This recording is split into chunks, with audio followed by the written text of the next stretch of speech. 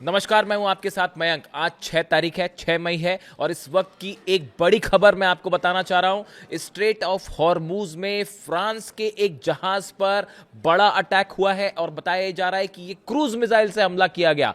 देखिए, इस शिप की जब लोकेशन जिस पर हमला हुआ उस समय इसकी लोकेशन ये स्ट्रेट ऑफ हॉर्मूज क्रॉस करने की कोशिश कर रहा था और दुबई के करीब था। शायद हो सकता है दुबई की तरफ ही बढ़ रहा हो।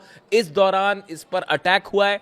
बताया जाता है ये फ्रांस का कार्गो शिप है और इस पे जो क्रू मेंबर्स हैं इनको भी नुकसान पहुंचा है। कुछ क्रू मेंबर्स घायल हैं, शायद किसी की मौत भी हो सकती है, लेकिन अभी कुछ कंफर्मेशन नहीं है। बताया जा रहा है सोर्सेज से कि क्रूज मिसाइल ने इसे हिट किया। अब ये हमला किसने किया है ये बात अभी साफ नहीं है। देखिए, जो खबरें हैं उसके मुताबिक commercial vessel was reportedly struck while transiting the strait of Hormuz, further escalating tensions in the gulf region. देखिए, ये जब पार कर रहा था इस दौरान हमला हुआ जिससे तनाव और बढ़ गया है। The UK maritime trade operations confirm the incident. जो यूके मैरीटाइम ट्रेड ऑपरेशंस है इसकी तरफ से इस खबर को कंफर्म किया गया है। कोई स्पेकुलेशन नहीं है, खबर कंफर्म है कि फ्रांस का एक कार्गो था जिसको हिट किया गया है। US official suggest the ship identified as CGM Saint Antonio may have been hit by a land attack cruise missile। जो अमेरिका की तरफ से कहा जा रहा है कि इसका नाम सैन एंटोनियो है, जहाज का नाम जो है, और इसे क्रूज मिसाइल से हिट किया गया है। विच रिपोर्ट्स ऑफ क्रू इंजुरीज, जिसमें यह भी बताया जा रहा है कि जो क्रू मेंबर्स थे इनको भी नुकसान पहुंचा, ये घायल हुए। The vessel reportedly owned by a French company was near Dubai at the time.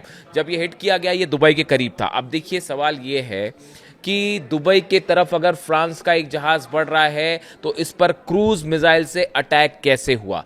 क्या ईरान की तरफ से यह हमला किया गया है? अभी ईरान की तरफ से इस तरह का कोई क्लेम नहीं किया गया है। ईरान की तरफ से कोई दावा नहीं है, ना ही ये कहा गया कि हमने क्रूज मिसाइल फायर की है या हमला किया गया है। फिर ऐसे में सवाल ये है कि फ्रांस के इस जहाज पर हमला कैसे हुआ? क्या ये बिना परमिशन के स्ट्रेट ऑफ हॉर्मूज को क्रॉस करना चाह रहा था?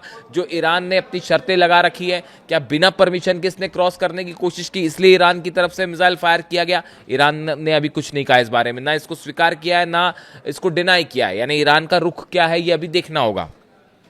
देखिए, इसके अलावा दुबई पर भी जो है जिस तरह की खबरें आई, यूएई पर जो हमले हुए थे, पहले जब फुजैरा में 2 ऑयल डिपोज में आग लगी, उसके बाद एक बार फिर जो है वो दुबई में कई ड्रोन एक्टिविटीज देखी गई हैं और दुबई के आसपास बताया जा रहा है और खासकर दुबई जो पोर्ट है उसके आसपास कई ड्रोन्स मंडराते दिखाई दिए, जिसे दुबई ने अपना डिफेंस सिस्टम, यूएई ने अपना डिफेंस सिस्टम एक्टिवेट किया और उसमें से कई ड्रोन्स गिराए भी गए हैं और 1-2 ड्रोन हिट करने की भी खबरें हैं। पिछले 24 घंटे की बात बता रहा हूं मैं, लेकिन ये जो हमला है ये अभी अभी हुआ है, नया हमला बताया जा रहा है। जो खबरें हैं अब बाहर आनी शुरू हुई हैं।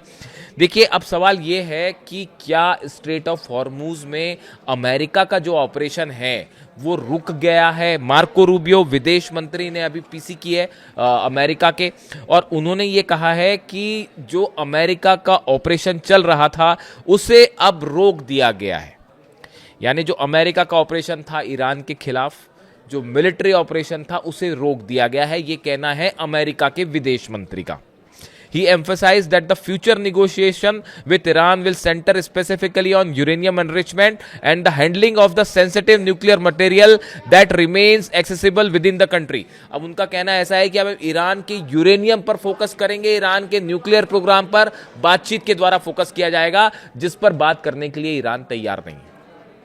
तो सवाल यह है कि अचानक अमेरिका ने अपना ये ऑपरेशन रोकने का ऐलान क्यों किया? इसकी 2 वजह। पहली वजह ये, अमेरिकी कांग्रेस से किसी भी तरह के युद्ध को जारी रखने के लिए, 2 महीने से ज्यादा जारी रखने के लिए, 60 दिनों से ज्यादा जारी रखने के लिए कांग्रेस से परमिशन लेनी होती है। लेकिन डोनाल्ड ट्रंप एडमिनिस्ट्रेशन ने अमेरिकी संसद को, कांग्रेस को ये प्रस्ताव दे दिया है, ये वहां पर बात रख दी है अपनी कि हम इस ऑपरेशन को खत्म करते हैं। यानी अमेरिका का कहना ऐसा है कि हम इस जंग को अब हम खत्म करते हैं ताकि कांग्रेस से अनुमति ना लेनी पड़े। आप इस क्लॉज को समझिए।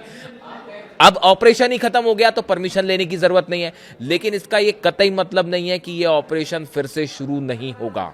देखिए, आप डोनाल्ड ट्रंप कभी भी हमला कर सकते हैं और ये कह सकते हैं कि देखिए पिछला वाला ऑपरेशन हमने खत्म कर दिया था, अब ये नया ऑपरेशन है और इसके लिए मेरे पास फिर 2 महीने का वक्त है। ये आर्ग्यूमेंट डोनाल्ड ट्रंप रख सकते हैं। यानी पहला जो मुद्दा था वो कांग्रेस से परमिशन लेने वाला मुद्दा था, जिसको लेकर बताया जाता है कि ये ऑपरेशन खत्म हुआ। इसके अलावा देखिए दूसरा बड़ा अहम खबर कि ईरान के जो विदेश मंत्री हैं अब्बास अराक्ची साहब, वो इस समय चीन के दौरे पे हैं और उनकी चीन के विदेश मंत्री वांग यी से मुलाकात हुई है अब से थोड़ी देर पहले। डोनाल्ड ट्रंप जाना चाहते हैं चीन के दौरे पर और वो ये चाहते थे कि चीन के दौरे पर जाने के पहले स्ट्रेट ऑफ हॉर्मूज में जो तनाव है वो कम हो जाए। इसके लिए 2 कोशिशें की गई।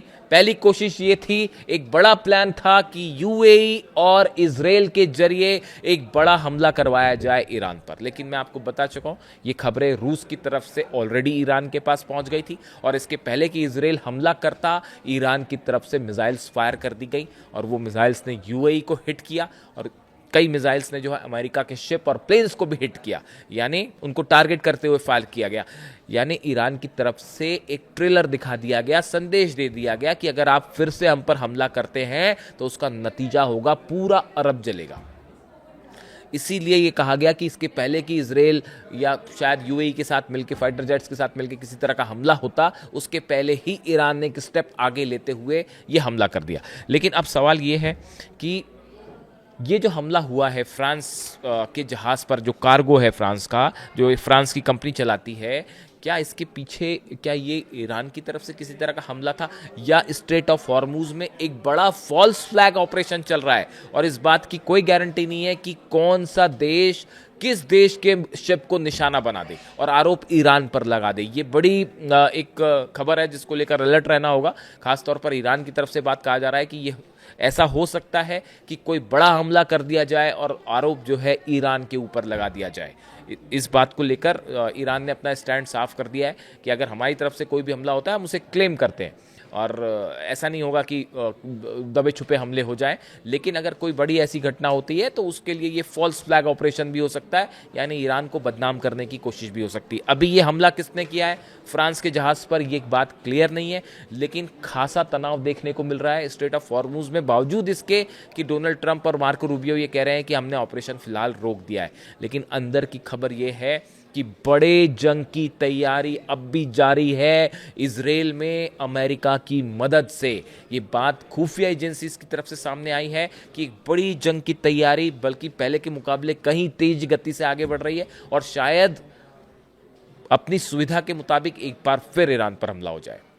जो भी अपडेट होगा आप तक पहुंचाऊंगा। वीडियो कैसा लगा बताइए। Thank you so much.